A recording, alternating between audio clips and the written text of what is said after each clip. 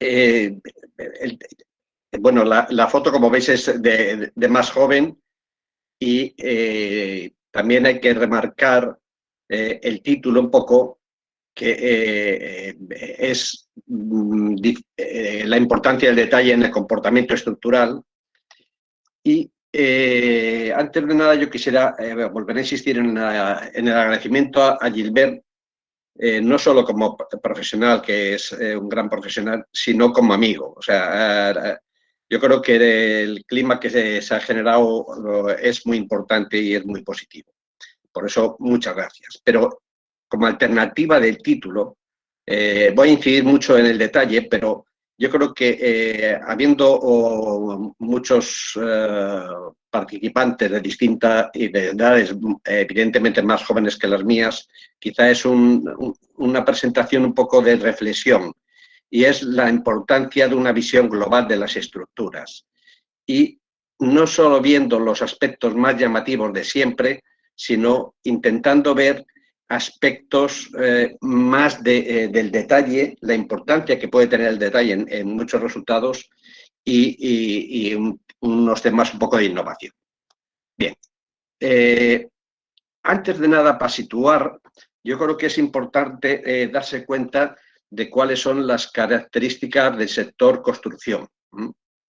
Y hay, fijémonos, arriba a la derecha, hay un cuadro utilizado en el CEB durante los años 80 del siglo pasado, donde era un pentágono que prácticamente no se hablaba de los procesos posteriores, solo era de construcción y de uso en todo caso. Pero lo que es importante darse cuenta es que el sector construcción es una suma de procesos con muchas fronteras. Y fijémonos que la intervención anterior de Ravindra como de Paulo en sus comentarios dice, no hablemos solo del material, hablemos de la estructura de hormigón, que es yo creo que un camino muy claro. Y démonos cuenta que esa suma de procesos que para llegar a un resultado final, esas fronteras, igual que las fronteras físicas, siempre son temas que crean problemas. Por otro lado, intervienen muchos agentes y cada vez las reuniones de obra son más numerosas y eso hace cada vez la logística de la obra es más compleja. En consecuencia, aumentan los riesgos y aumenta la probabilidad de problemas.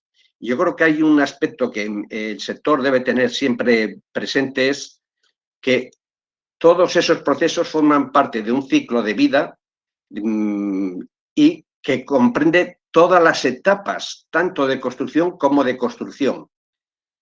Y es lo mismo que utilizamos, por ejemplo, con una botella de plástico, donde evidentemente nuestro punto de vista es que vemos muchos ciclos de esa botella a lo largo de nuestra vida, mientras que en el sector de construcción lo que diferencia de esa botella es que la vida útil que prevista de la construcción que sea es significativamente mayor y en muchos casos mayor que nuestra propia vida. Con lo cual, a veces no tenemos presente que es un ciclo, pero hay que tenerlo claramente presente. Entonces, dentro de lo que son esa visión de problemas, hemos dicho que vamos a ir a los detalles, pero ¿por dónde se sitúan los fallos principalmente? Ya sean problemas de durabilidad, incidentes en la estructura, roturas o problemas de durabilidad. La verdad es que, como bien sabéis, todos se puede producir en cualquier etapa, pero por lo menos a nivel hay una referencia bastante clara de que las etapas de proyecto suelen ser unas donde encajan unos porcentajes relativamente altas. Aquí tenéis 4, una es a nivel europeo, otra es de Pepe Calavera, esta es de Bureau Veritas y la otra es de Presas en España. Démonos cuenta, y para que veamos la diferencia, las presas en general tienen unos proyectos mejor definidos que una edificación o incluso una carretera o un puente, y la ejecución lleva muchos años y en general, como hay muchas interfaces y en un punto concentrado, suele dar lugar a mayores problemas. Pero es importante darse cuenta de que los porcentajes mayores se sitúan en primeras etapas del proceso. Eso yo creo que es importante darse cuenta, porque si no, como antes se ha insistido, acabamos enfatizando demasiado en el material, que no es la causa principal de problemas, ¿vale? Y ese creo que es necesario tenerlo presente. Es muy conocida la ley de Sitter, de dónde tenemos que invertir, y más o menos viene a representar en esta gráfica que hay abajo a la izquierda, donde si ponemos en abscisas las distintas etapas y en principio la repercusión del fallo en dólares, si queréis, pues evidentemente es como si se va multiplicando por 5 cada una de ellas. Y lo que viene a decir que $1 gastado en la fase de diseño y construcción elimina costes de $5 en mantenimiento preventivo, 25 en labores de reparación y 125 en rehabilitación. Luego, la consecuencia que nos debe hacer llevar esto es por qué invertimos y hablamos de control en últimas etapas, sobre todo en los materiales. Y ese es un aspecto que hay que enfatizar, hay que ir más a la parte de proyecto. ¿Y dónde se centran esos errores o esos fallos, esos problemas? Pues ahí tenéis una gráfica, pero la mayoría de los casos son errores humanos. Y eso es otro aspecto que hay que tener presente, cómo reducir el riesgo de esos errores humanos. Y un ejemplo característico es de la plataforma Leibniz, que en los 90, cuando se fondeó, se hundió por un tema de la modelización numérica de los anclajes de unas barras que trabajaban a tracción, ¿vale? Entonces, ¿cuál es el objetivo un poco de lo que pretenderíamos hacer ahora? Pues reflexionar sobre la importancia de esa visión global y los temas de detalles en las tomas de decisiones. El reflexionar sobre, en este caso, como presentaremos algunas de problemas de estructuras de diagnóstico, en definitiva, conocer bien las condiciones de contorno. Antes Ravinder comentaba, el transporte influye, porque a veces cuando comparas cosas, si no tienes en cuenta el transporte, los resultados pueden ser diferentes. Hacer énfasis en los aspectos sociales, cosa que es muy importante porque no solo estamos proyectando para el director general, por decirlo de alguna forma, que nos contrata, sino estamos dando respuestas a la sociedad, y eso cada vez yo creo que lo hemos ido perdiendo, y no debemos, nuestro sector es un sector excesivamente, con una inercia excesiva, y hay que tener una actitud positiva en la innovación. Entonces, las reflexiones un poco son, como veis hay un poco de método, en este caso no es tanto el método científico, sino experiencias propias de investigación y transferencias, y también lo que haremos es revisar las distintas etapas del proceso. Pero esta gráfica que hay abajo, o estas figuras, yo creo que son muy ilustrativas de cuál debe ser nuestra actitud como técnicos. Fijémonos que la obra sería el puzzle completo, pero como intervienen muchos agentes, como vemos en la izquierda, si no se ordena, si no se organiza, pues aquello es un todo uno que no da resultados, o bien es incompleto como la situación intermedia. Para llegar a este resultado, yo creo que hay que tener una visión, un modelo integrado y una visión, en mi opinión, de médico de cabecera que conozca todas las condiciones. El tratamiento separativo yo creo que está orientado al especialista y debe ser el apoyo en temas específicos, pero no el líder del proyecto. Vamos entonces a ver aquí algunos ejemplos de este tema. Fijémonos, esto es una obra aquí en Barcelona, el viaducto de la calle Alfonso X el Sabio, y vemos 3 etapas. Este es un viaducto de hormigón pretensado que se construyó en los años 70,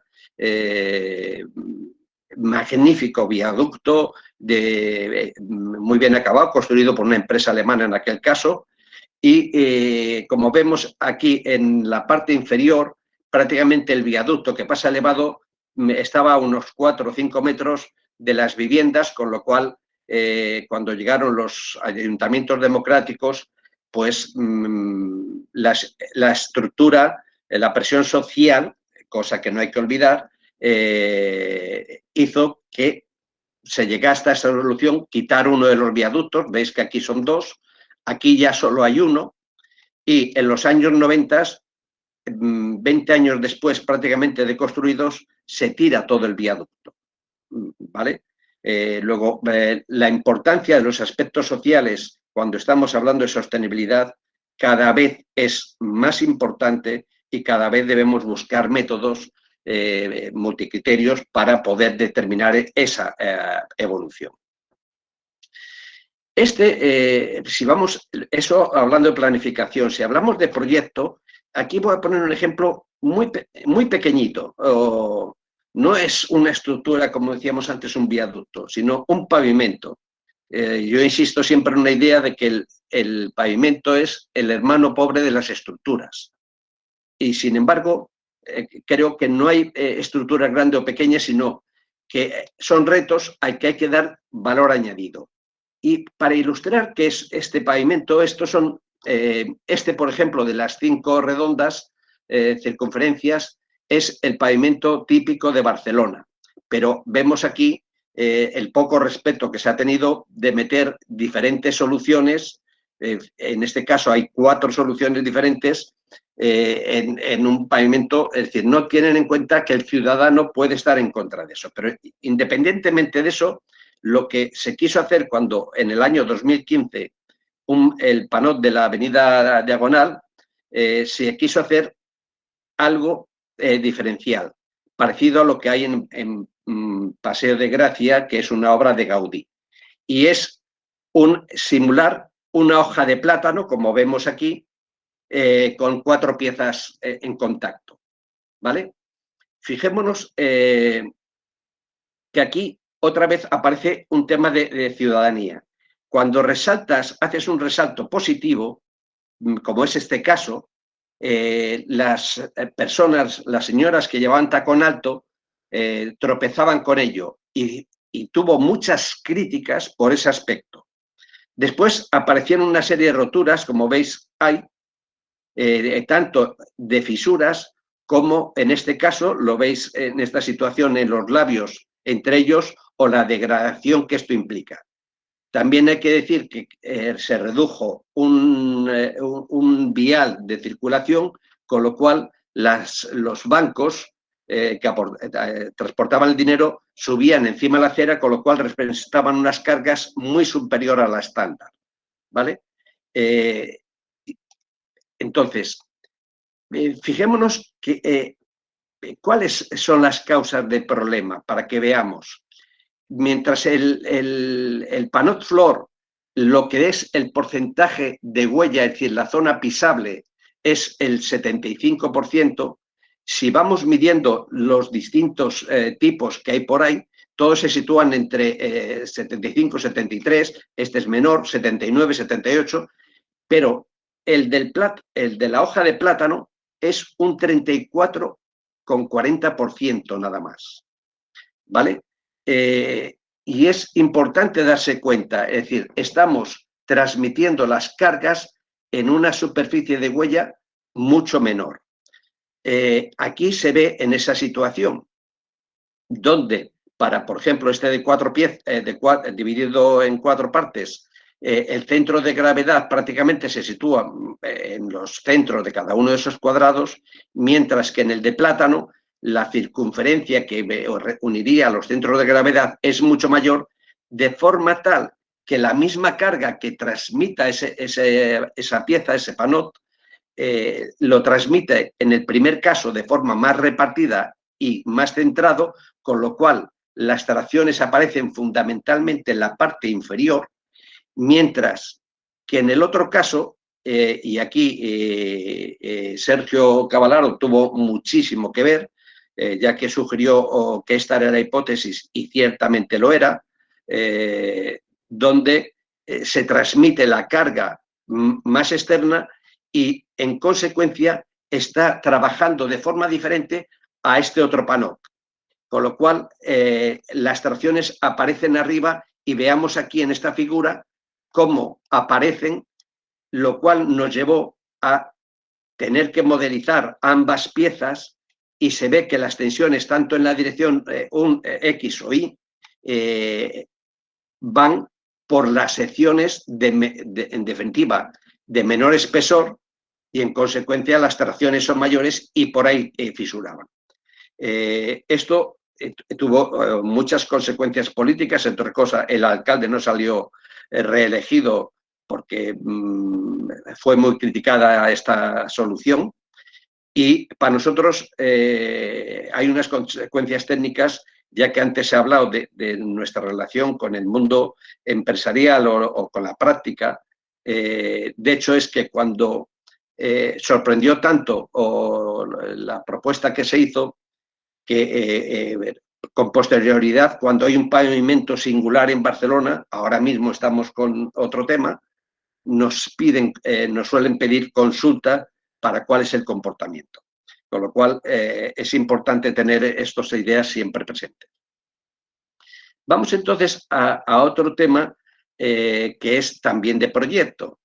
Y fijémonos,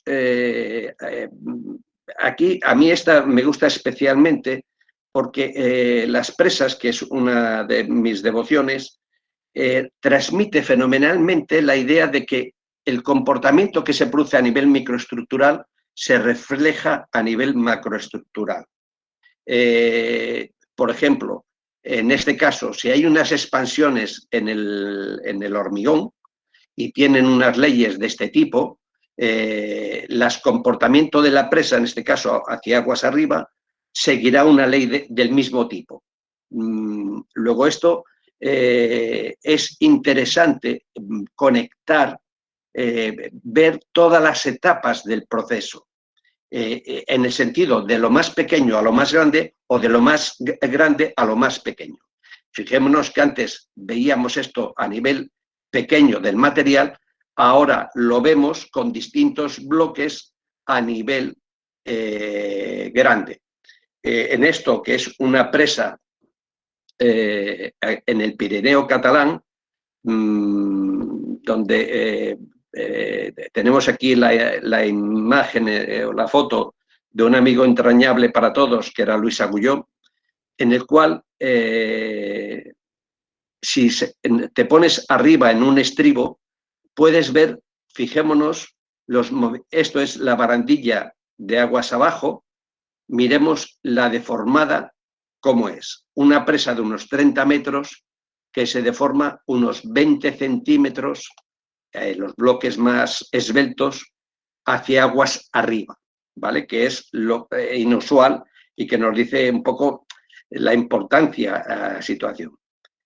Llama la atención a este respecto que este comportamiento, que en otras circunstancias podría ser complejo, en esta presa no lo es porque no afecta a equipos mecánicos, ¿vale? En esa visión transversal no solo hay que ver la presa, sino que ver todo el conjunto de obras auxiliares.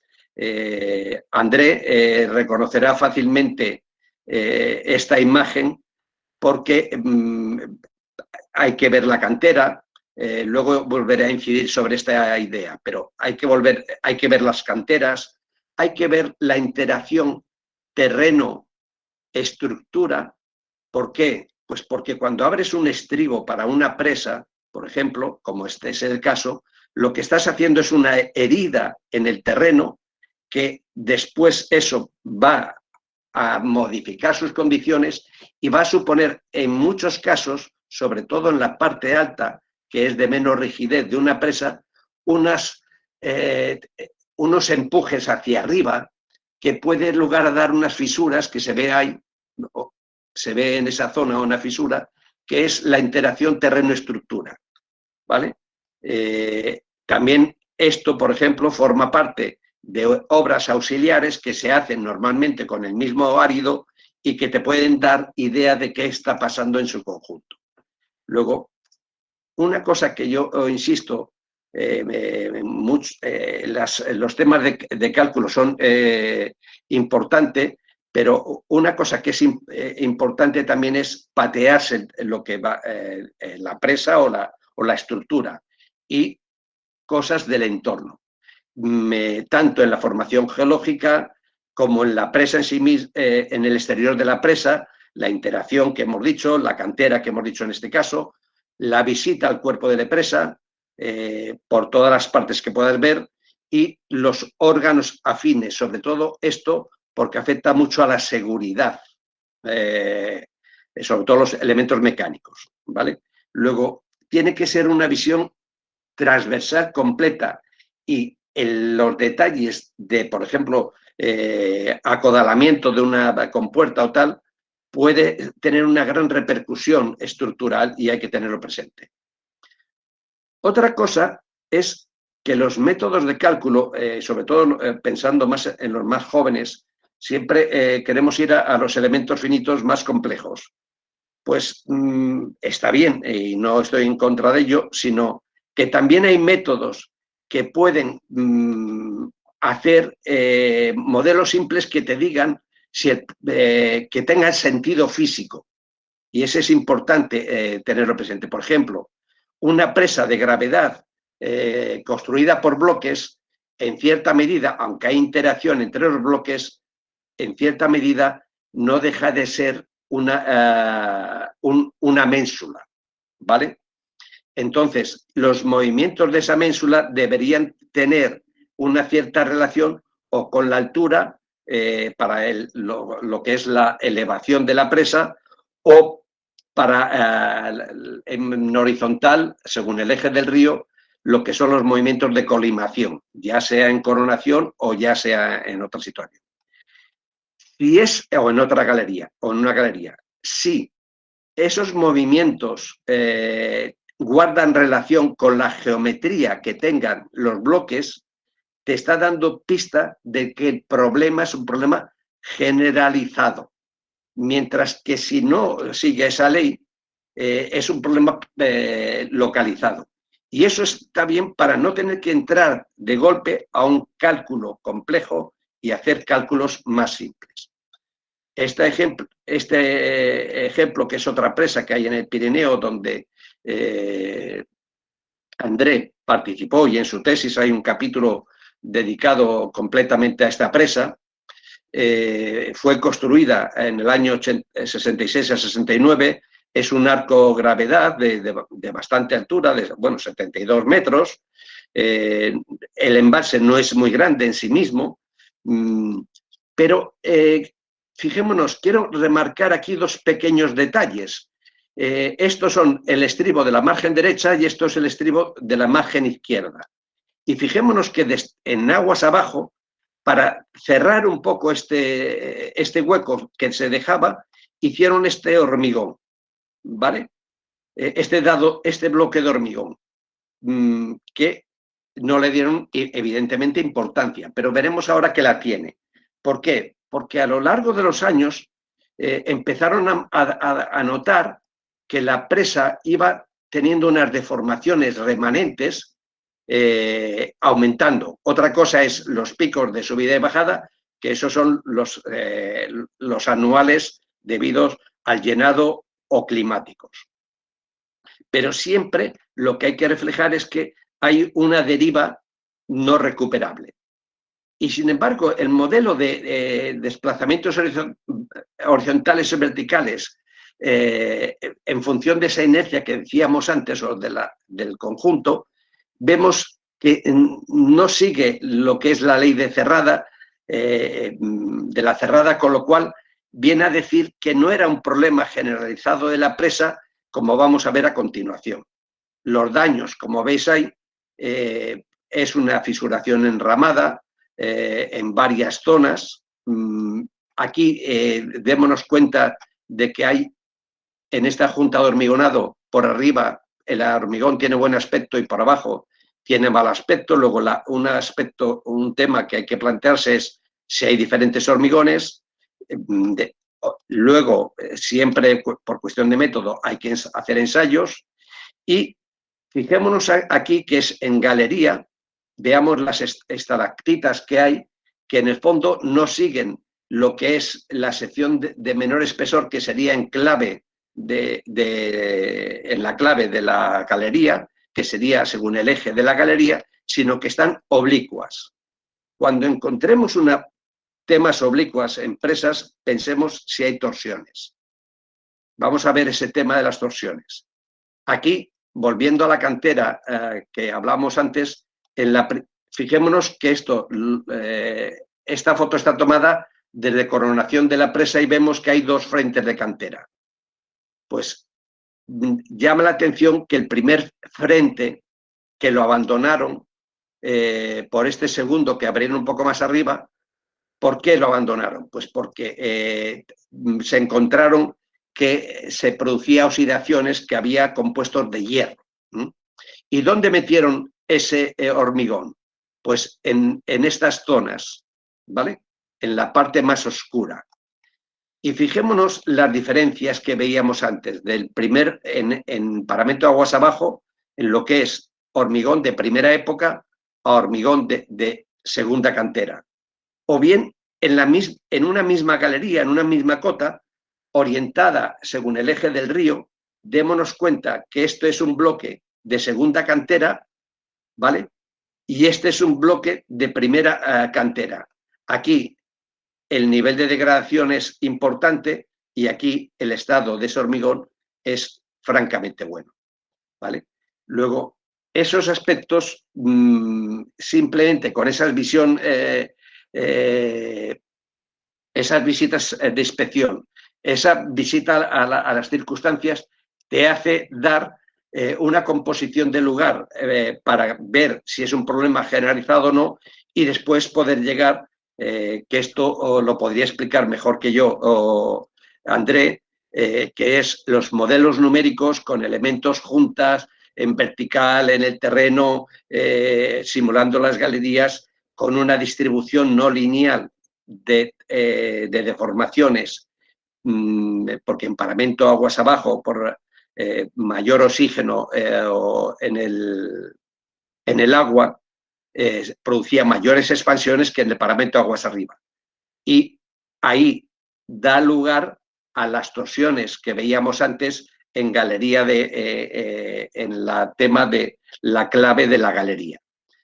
Luego, los métodos, aquí se hizo un cálculo no lineal en 3 dimensiones, como podéis apreciar ahí, y los métodos hay que ajustarlos a las necesidades, ¿vale?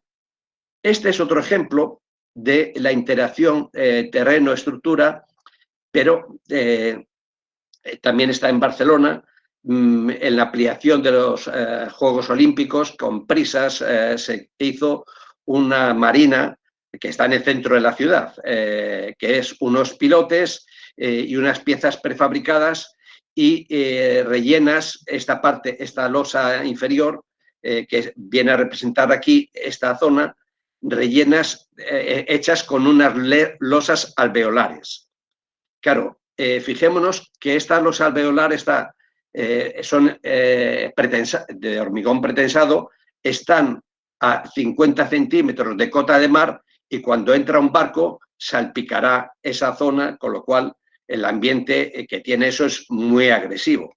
Y se ha dado el caso de que al corroer esas armaduras, evidentemente han roto piezas de estas.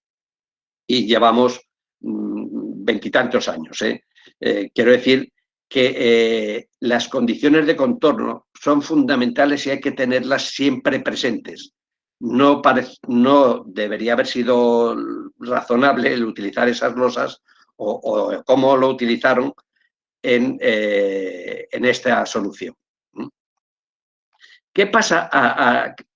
En cualquier caso, independientemente de las losas, también se produjo roturas en pilares, Y fijémonos que ahí hay unas roturas que es esa es clásica de cortante, de un cortante, en definitiva. Aquí son dos fotos de distintos momentos y estos son los pilares que hay del 0 al 17 prácticamente. A medida que vamos a la derecha la profundidad de mar es mayor y se ve que los asientos que se han ido bajando, que lo veíamos en la anterior, fijémonos aquí, se ve perfectamente la deformada, ¿vale? Los asientos han ido aumentando a lo largo de los años, ¿vale? Y si vas calculando las cargas, porque eso se acabó de completar más tarde, vemos que prácticamente se había llegado a la carga de colapso de ese pilote. ¿Eso qué daba? Que al bajar el asiento, lo que producía, en definitiva, ahí era la introducción de unos cortantes en este pilar corto que había ahí, aparte de roturas del neopreno del apoyo, pero daba lugar a ese cortante, ¿vale? Luego, ello conllevó que hubo que hacer un proyecto de reparación 15 años después de haber construido. Y al final, para que no hubiese esos asientos importantes, se hizo un encepado con 4 micropilotes y atados al conjunto. Bueno, sustitución de los apoyos y encamisado de los pilares que estaban rotos, ¿vale? Y este es otro ejemplo de detalle, yo creo que interesante. Fijémonos que aquí esta estructura es un acueducto de hormigón pretensado, en el cual se construye en el 93 y se rompe en el 99. Pero lo que se hizo es una sección de un puente. Esto era un tablero de un puente, en vez de vigas, pues de una viga cajón. ¿Y cuál es el problema? Que, bueno, pues hicieron un cálculo frente al tráfico del puente y perfecto, funcionaba, con lo cual lo acabaron empleando. Pero esas extrapolaciones hay que tener cuidado y pongo un ejemplo aquí. Por ejemplo, cuando se empezaron a emplear los cementos tipo 2 aquí en España en los años 70, se produjo un problema importante porque se empezó a desencofrar antes cuando la cinética de reacción era más lenta y dio lugar a problemas de fisuración, de deformaciones y creó alarma y eso hizo que tardasen en implementarse los cementos tipo 2. Lo que quiero expresar es que la extrapolación está bien, pero si las condiciones y todo son las mismas. ¿Cuál es en este caso el problema de como veis en la rotura? Pues que fijémonos, para el tablero del puente, para el cortante, lo que necesita es armadura que pase.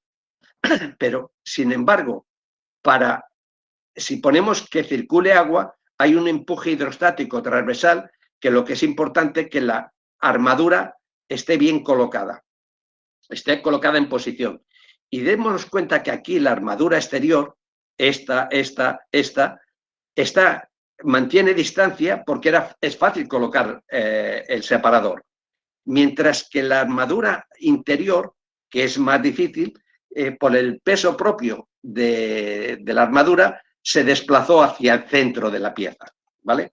Entonces, esta armadura interior se desplaza hacia el centro, con lo cual el brazo de palanca es mucho menor y llega un momento en el que si hay un incremento de carga, por la razón que sea, rompe.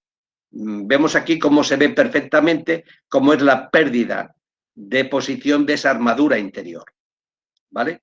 Entonces, ¿rompe por qué? Bueno, en definitiva, el empuje rompe los hastiales y al perder inercia rompe la viga. Y eso es prácticamente de forma en conjunto muy rápido. ¿Cómo se actuó en principio? Pues se reforzó, como veis ahí, metiendo un elemento atado en la parte superior para reforzar esa situación del empuje Y aquí, como era época de riego, se hizo una chapuza provisional y después se sustituyó por una viga bien construida como tenía que haber sido inicialmente. Perdón un momento.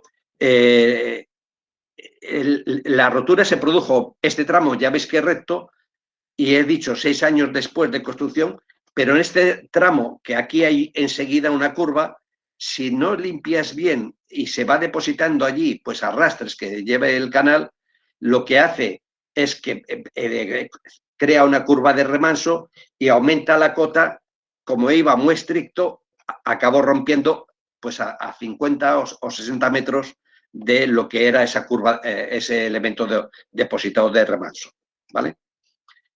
Este es otro también de mucho detalle, detalle. Fijémonos, este es un viaducto que en su momento esta pila, la pila 5, fue récord de altura en España, de 96 metros, construida con hormigón deslizado.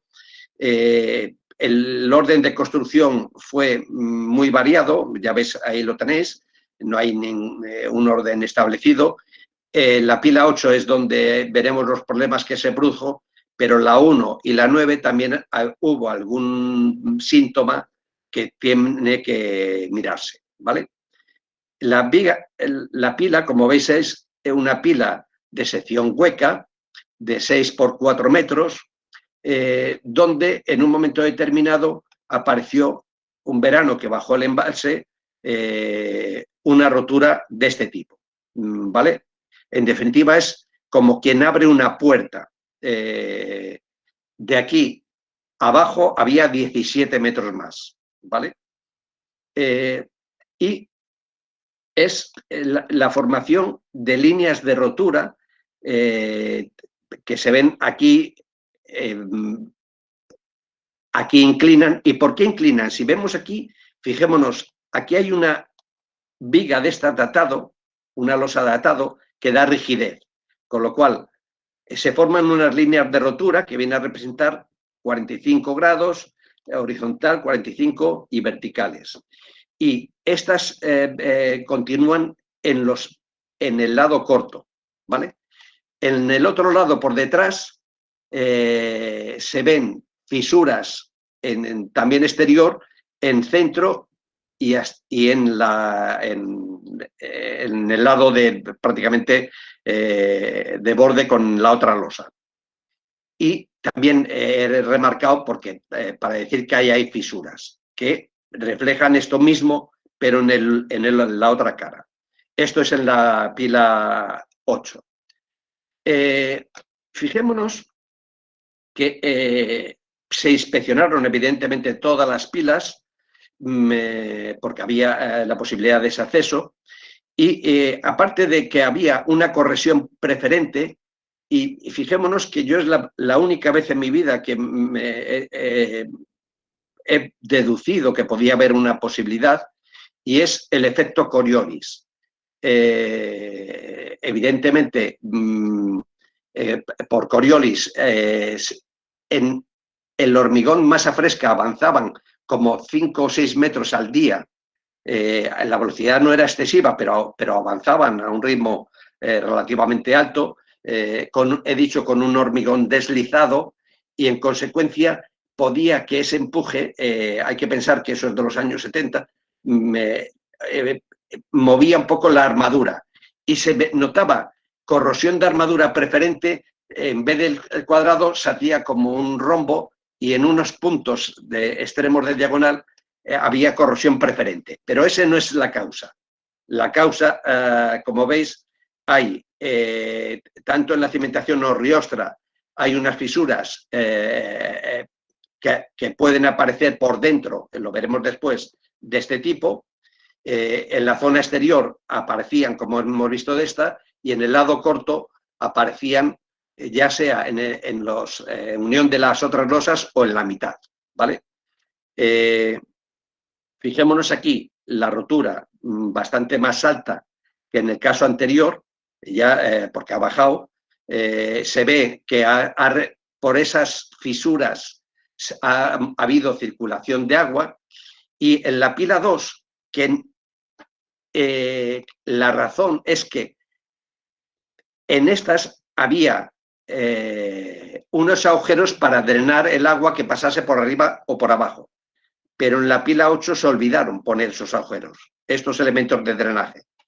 En la pila 2 tampoco aparecían y tuvimos que meter y perforar y meter un líquido, un trazador, para ver si salía por algún lado. Y ya veis aquí que en la unión con la cimentación empieza a salir, y una vez limpiado hicieron ahí, y eso llegó a funcionar y no creó problemas en la pila 8, en la pila 2, pero en la pila 8 sí que los creó. Y es simplemente un olvido de poner estos agujeros que venían en proyecto en la práctica, ¿vale? Para que veamos qué pequeño detalle y cómo interaccionó. Esto es la pila 1, que se hizo aquí ultrasonidos para ver un poco los temas de profundidad de fisuras y tal, y ultrasonidos funcionan francamente bien. Estos son unos ensayos de permeabilidad directa que se hicieron también singular. Hicimos aquí cosas de innovación para medir cosas de permeabilidad en la propia estructura, o bien cortes para ver un poco la deformación que había tenido, a ver si estaba plastificada la armadura, y no estaba. Y entonces, lo que es importante es que el mecanismo de rotura, fijémonos que lo que se crean es líneas de rotura para romper esto. Y me quiero insistir en la idea de línea de rotura porque es el mejor ejemplo que yo he visto en mi vida, y que cuando tienes rigideces diferentes en los puntos de encuentro, no rompen como teóricamente es una limatesa o una limaolla con 45 grados aquí, no, hacen curvas de este tipo, ¿vale? Entonces, ¿qué pasa con la situación en llenado rápido? Pues que viene una avenida grande, aumenta mucho crea fisuras en el interior para abrir la puerta, como es este caso. Después se va vaciando, como ha pasado por la fisura, que drena, llena el interior, va vaciando, abrirlo en sentido contrario, ahora el empuje es interior hacia afuera, va vaciando el envase y va buscando el equilibrio. Y es un vaciado lento. El problema mayor lo tendremos siempre en el llenado rápido, porque la altura será normalmente mayor que lo que podamos tener anteriormente. Entonces, mirad aquí que estos son desde dentro, estas fisuras en las zonas oblicuas de los arranques que decíamos antes, y esto es en la zona, las fisuras desde dentro, ¿vale? Esto es las oblicuas y esta es la parte superior, que bien se ven ahí las oblicuas y las verticales. Estas se sellaron, no tiene mayor problema, pero a mí este es un ejemplo que me gusta expresar por lo siguiente.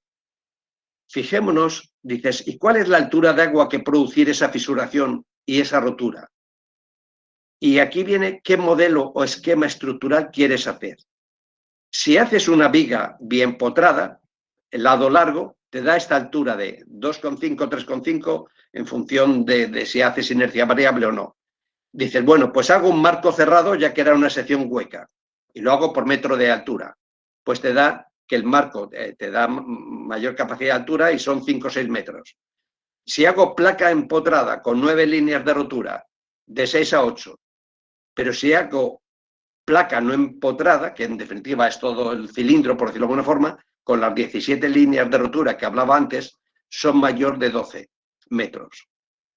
Y la realidad era 16 metros de altura, lo que se abría eso, ¿vale? Luego, sobre todo para la gente más joven, ojo con los modelos, números vamos a obtener, pero que reflejen la realidad, hay que tenerlo siempre presente.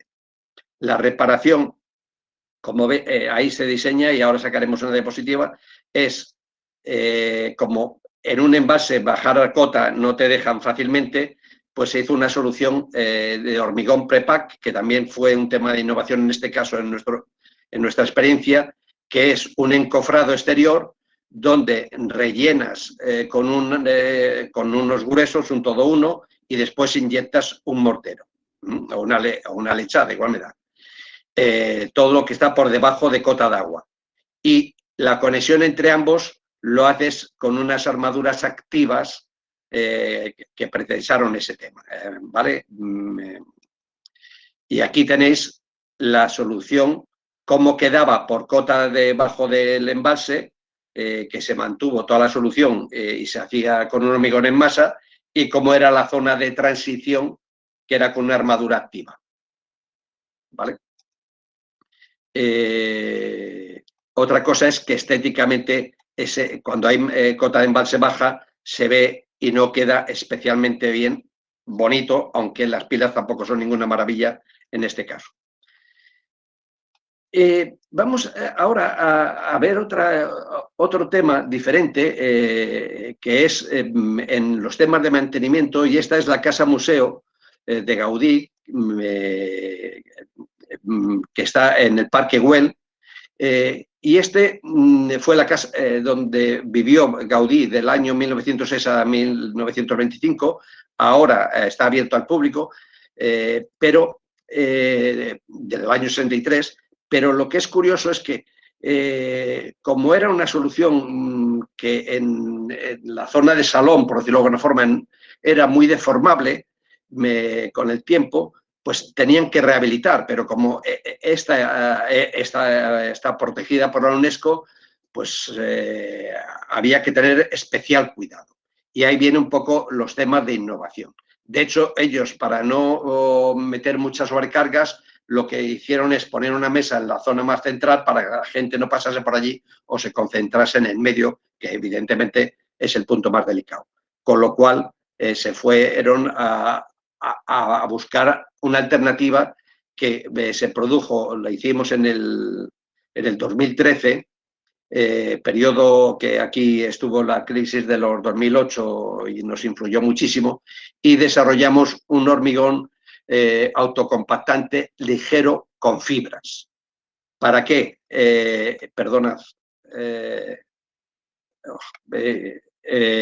Este fue premio Costurmat a la innovación, y como veis ahí, veis el tipo de árido ligero con arcilla expandida, veis la fibra, en este caso era una fibra metálica, que después se ha utilizado en edificios patrimoniales, claramente.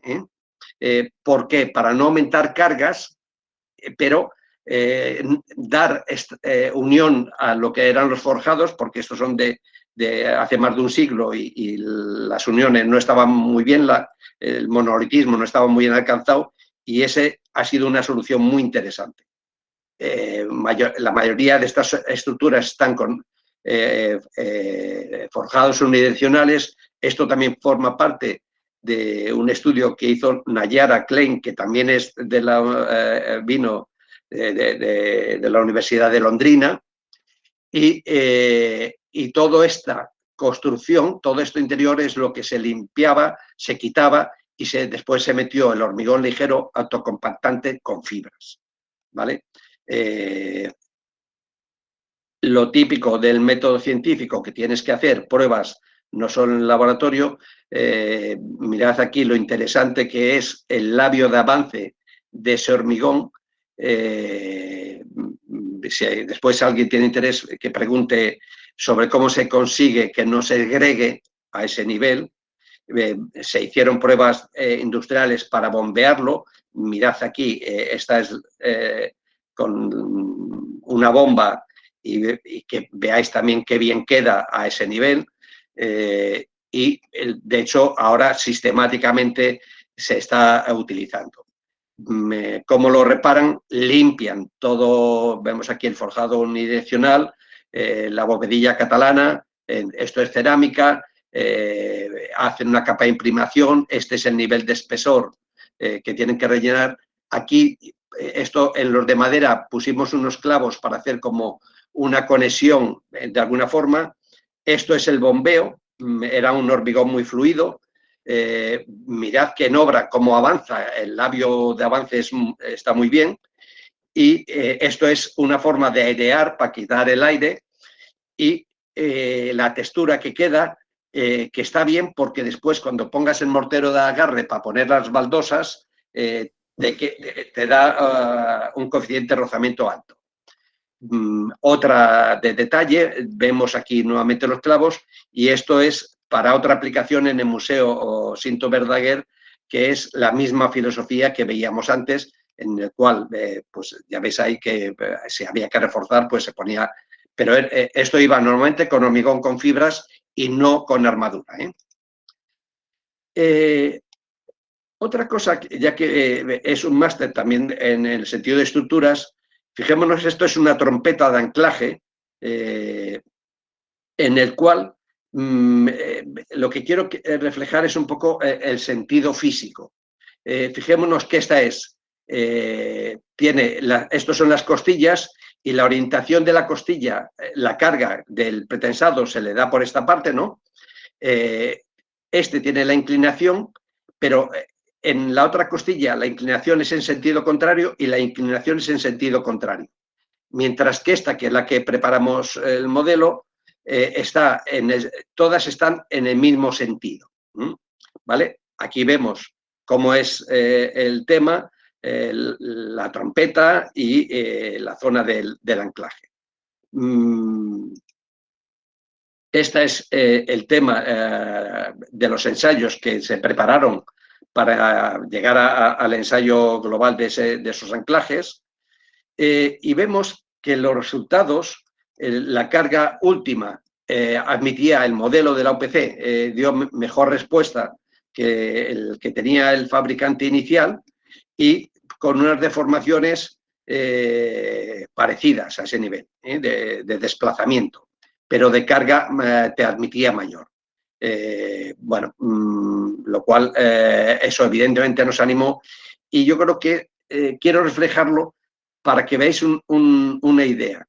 Fijémonos que aquí, al concentrar, al poner esto en horizontal, aparte de que constructivamente esta parte puedes poner un material que a lo mejor no rellene bien estos huecos, con lo cual las cargas aquí a lo mejor aún se transmite más, pero ya ves que aquí hay una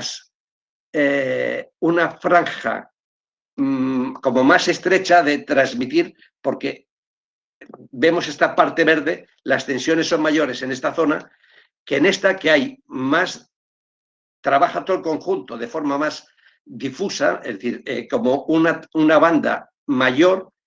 Y fijémonos que lo que tuvimos en cuenta es, al diseñar, que los flujos de carga sobre macizos, donde se concentran las tensiones más en el exterior, no conectasen o no cortasen uno con otro, porque como veis ahí, la línea prácticamente que une las esquinas corta en este punto, con lo cual crea ahí unas tensiones mayores. ¿Vale? Esta solución de tendencia a un único bulbo parece mejor que una que concentra las tensiones en cada punto de apoyo. Y lo que insisto es en el sentido físico del diseño. No perdáis nunca de vista cómo se comporta.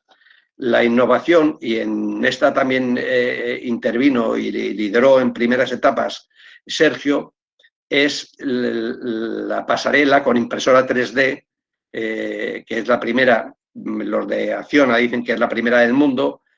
Son 12 metros de luz, con algo que se adapte a un diseño de formas, aunque hay que decir que es mejorable, que se hizo como experiencia, está bien, pero ellos mismos han ido mejorando como solución de futuro. Entonces, esa innovación, ¿en qué? Y a mí me gusta presentar esta figura, porque hay que ir, evidentemente, como decíamos antes, ahora con impresora 3D, donde estamos como grupo muy involucrados. Me gusta hacer el paralelismo con los temas de calidad. Fijémonos que hay control de calidad, el aseguramiento de la calidad total o la gestión de la calidad.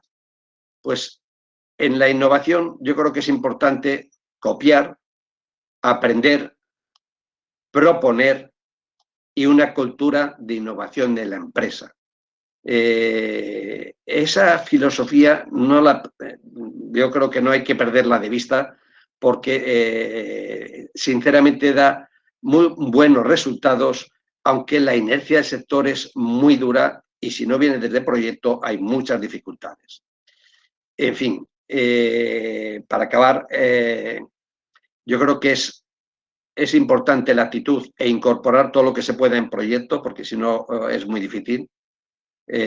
Cuando es de una estructura, la necesidad de un buen diagnóstico y pensar siempre la discusión entre especialista y generalista, en mi opinión, el de cabecera es muy importante, no solo el especialista. Bueno, esta me la salto. Innovación en todas las etapas, yo creo que es importante. Temas, por ejemplo, ahora que vamos hacia métodos, una solución de forjados, a lo mejor de hormigones solo con fibras, pues los métodos de cálculo plástico, volver a tenerlos presente. Los métodos de ensayo, antes Ravindra nos comentaba una nueva propuesta que han desarrollado que me parecía muy interesante. Y cualquier cosa que se haga desde la universidad debe estar muy próxima a la producción y ser aplicable para que se integren, para que, cuanto más éxitos, cuanto más cerca estás desde el productor. Bueno, quería aprovechar para dar las gracias evidentemente a todas las empresas, a todas las personas que todos estos años hemos caminado juntos y que ha sido un placer y que no solo es, como decía el título, la importancia del detalle, sino la visión global de las estructuras. Gracias por la atención.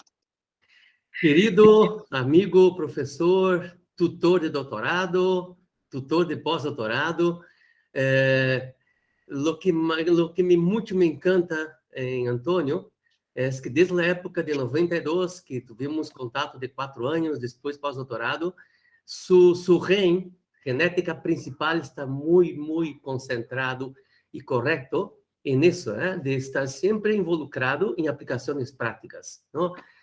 Projetos com empresas, mesmo projetos públicos de financiação, também sempre aplicáveis. Eu creio que isso é como aproveitar bem o dinheiro, que é muito escasso que temos, tanto públicos quanto privados.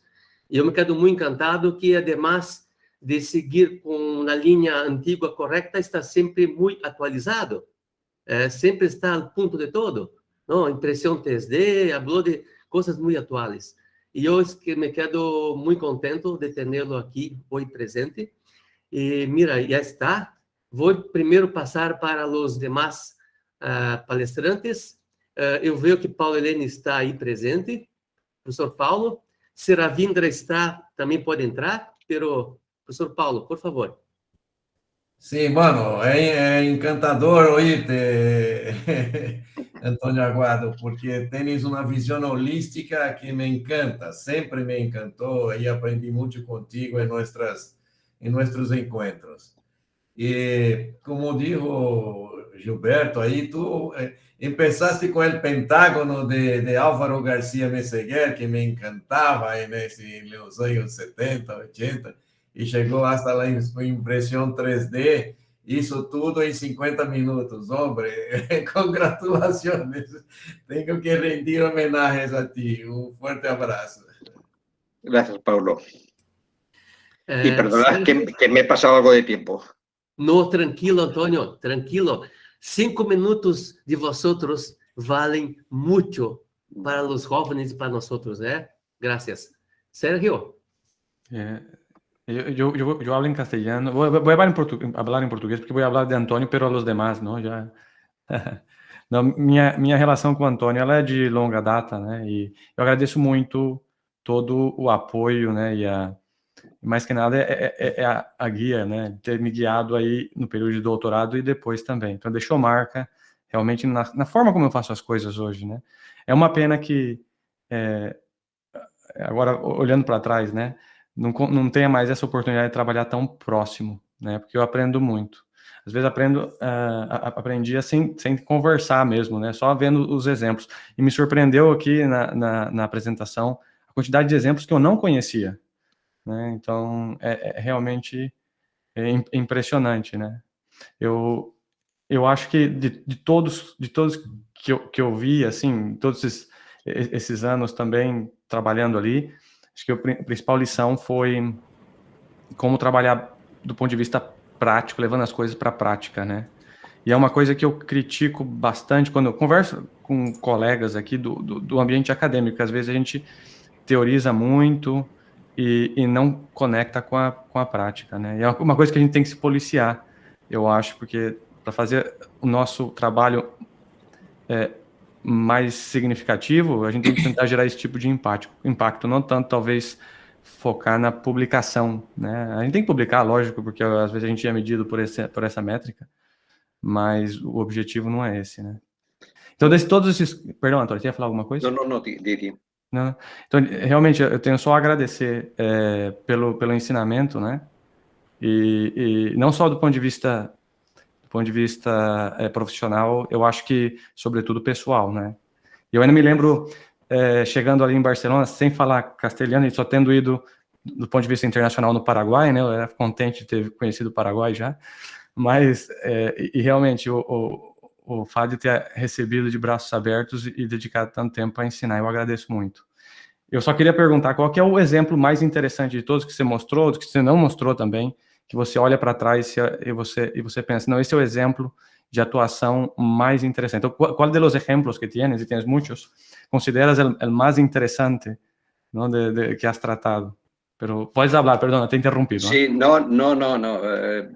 Yo creo que todos los ejemplos, te diría que casi el último, porque siempre es el más reciente. Yo creo, siempre me has oído decir una cosa, el día que aprendo algo es un día bien empleado. Y eso para mí siempre es importante. Si aprendo en un proyecto, tal. Y también me habéis oído decir con frecuencia que me considero más ingeniero que científico. Aunque con los apoyos de todos los jóvenes, entre ellos evidentemente tú, de los últimos años, el currículum, bueno, el índice H está disparado. Pero yo creo que hay que vivir la práctica y no perder el sentido físico, sobre todo en los jóvenes. Bueno, gracias. Veo que Ravindra está presente de India. Sí, estoy aquí.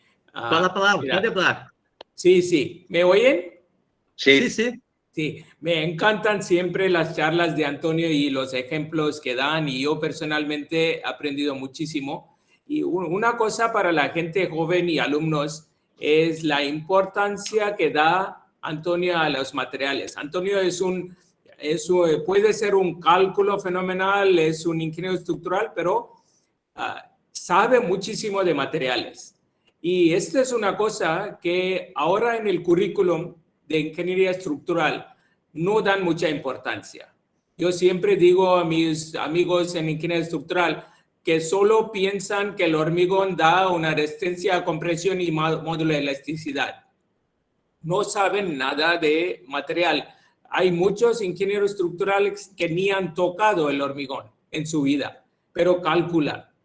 Y Antonio es uno de los mejores ejemplos del mundo que puede diseñar un hormigón ligero, un hormigón autocompactable, un hormigón de presa, y igual puede hacer un cálculo numérico, ¿no? Y esta es la importancia. Sabiendo todo de material y estructural se puede llegar a hacer mucho más. Muchas gracias, Ravindra. Mira, isso realmente queda muito claro. Antônio Aguado, em termos de engenheiro, é um generalista, não? Pero generalista que conhece muito bem muitas especialidades, não? É isso que é mais interessante, porque às vezes temos um médico generalista que não sabe muito bem algo mais específico, pero ele não. Tanto a nível micro, como has apresentado, hasta chegar no macro, passando por modelos de cálculo sencillos, linha de ruptura, por exemplo, hasta elementos finitos em alguns casos, não, de aplicação, pero não sale do foco de mirar o comportamento real e explicarlo, mirando o ambiente, o entorno, não? Então, isso é algo muito interessante de um especialista, incluso em manifestações patológicas, não? Porque a visão de um especialista nesta área não pode ser pontual, mirar lá onde está a moléstia, não, tem que mirar, às vezes, na canteira, não? La pedreira, né? As fases de construção, saber o histórico, para justificar os diferentes hormigões, no caso da presa, que has apresentado muito bem. Então, a mim me encanta sempre, e cada vez vejo que a experiência com o tempo só vai somando e agregando mais conhecimento. Não, lástima se vai se jubilar, é? Essa é lástima. Mira, alguém mais dos palestrantes querem falar? Senão vou passar para os demais. Não?